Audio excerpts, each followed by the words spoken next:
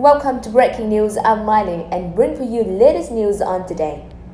Early voting is surging in Texas and boosting optimism for Democrat Beto O'Rourke in his bid to unseat Republican Ted Cruz in the U.S. Senate.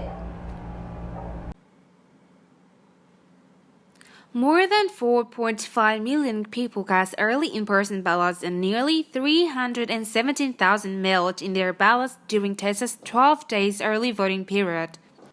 According to a report from the Texas Tribune, in the 30 counties in Texas where 78% of the state registered voters live, 40% of all of the 12.3 million registered voters in those counties have already cast their ballots.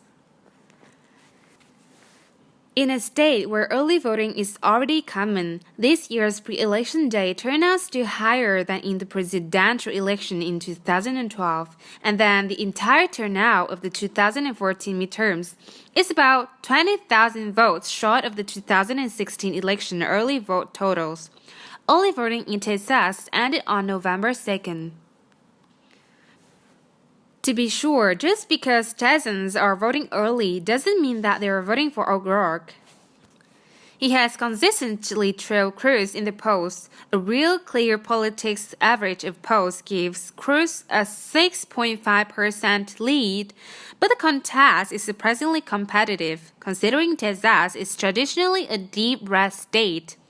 President Donald Trump went to Texas for a rally for Cruz in October.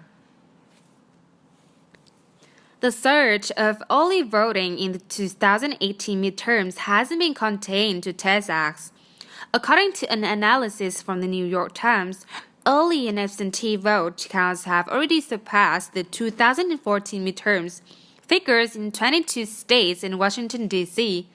There's been an increase in women voting early as well.